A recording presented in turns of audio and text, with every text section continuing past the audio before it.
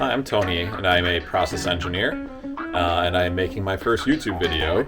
I tend to go to YouTube to try to find ways to fix things, like I've, fixed my own car, and, fix stuff around the house. And, my father-in-law tasked me with replacing the tires on his electric scooter with these honeycomb pattern tires. It's about 5-inch inside diameter, 8-inch outside diameter. You can find these on Amazon for pretty cheap. These things are a pain to put on. There's lots of videos out there that describe different ways of doing it, and they all allude to it being difficult, but I don't think they really help you figure out how to actually do it. There's videos about zip tying the bottom half of the tire to the rim, and then, using like a pry bar to get around the top, and then using a pry bar to get it around. That does not work. Either there's so much pressure on the bar that you can't actually slide it off once you get it around, or that's stretching the tire so wide that it won't get over the rim. There's a lot of people who talk about using soap and water as a lubricant. Again, that does not work, especially after boiling the tire. The water very quickly evaporates off the tire, and I don't know what the boiling point of Dawn dish soap is, but that does not seem to stay applied to the tire even remotely fast long enough for it to actually work. I'm around a lot of technical equipment all day, a lot of complex machinery, and I can tell you what works with these tires. It's two things. So first, you need a lot of brute force, and you need a lot of lubricant. The lubricant I'm referring to is lithium grease. You can get this from Harbor Freight for about $6. The reason it needs to be lithium is because it'll stay on your tire at high temperatures, where there's a lot of moisture, and that's really what you need to make that happen. And then brute force specifically, you gotta put it in a vise, you gotta use a pry bar. You really just gotta press your whole, use your whole body to press the tire onto the rim, stretch it around. So I'll show you how to do that.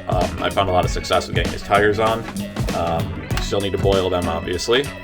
It's rubber, and it needs to be pliable. So yeah, we'll go ahead and get started. I forgot to mention that there's probably concerns about using lithium grease on the tire to get it on there, specifically, when you go and actually ride the scooter. If the grease stays applied, the scooter or the tire could, in theory, spin around the rim, causing slippage, maybe cause the tire to actually fall off the rim. My father-in-law and I tested that after doing this, and not a single issue. I think the tire, when it cools off and shrinks, it's more than enough pressure on the rim to overcome any sort of reduction in friction from the grease on the rim. So, yeah. Now, the first thing you're going to want to do is you're going to want to boil the tires in water. The amount of time you want to boil it for, I don't really know.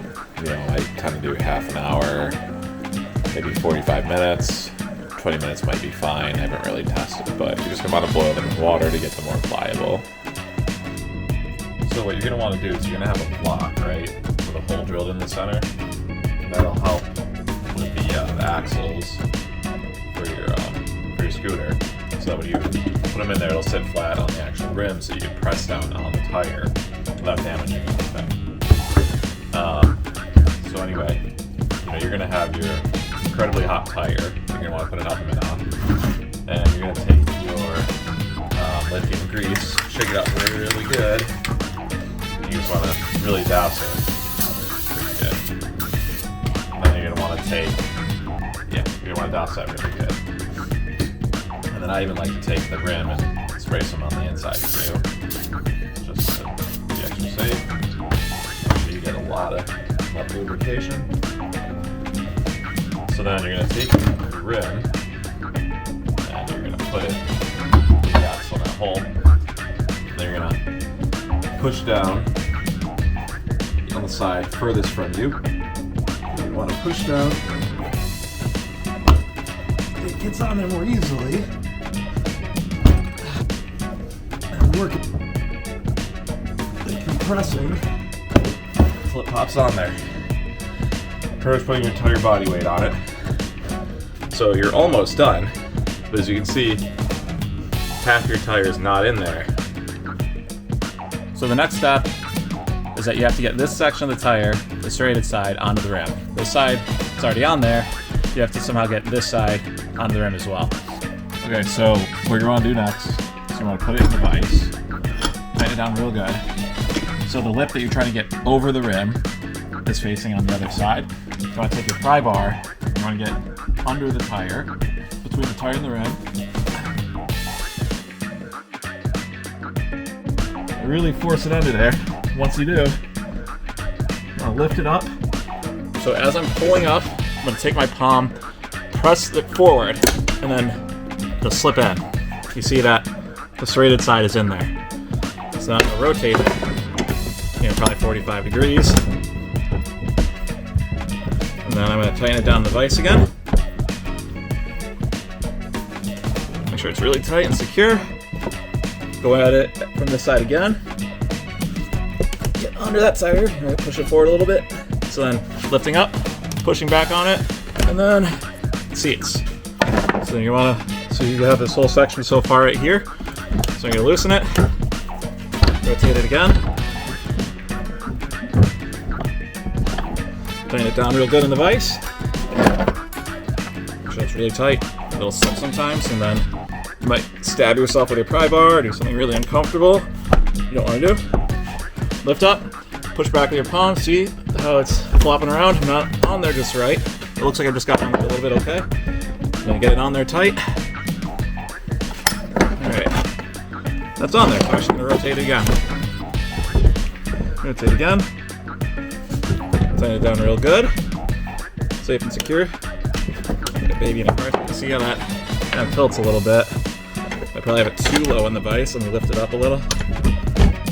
Sort of like soft jaws or something would probably help out a lot, but I don't believe in soft jaws unless I'm working with stainless steel and I don't want to scratch it. Food safety purposes. Alright, get under the tire. Lift up. Then palm forward. It gets easier the further along you get.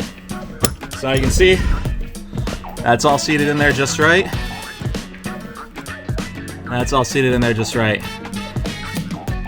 And then I would recommend, I said that my father-in-law and I tested the tires afterward, lithium grease on it. You still just want to test it yourself, all right? So, start going a little bit slow, brake, make sure you don't feel anything slipping, go a little faster, brake, make sure you don't feel anything slipping, until you're at full speed and you feel very confident in the tire. So, yeah, super easy, right? Who wouldn't have come up with that? All right, thanks for watching, everybody.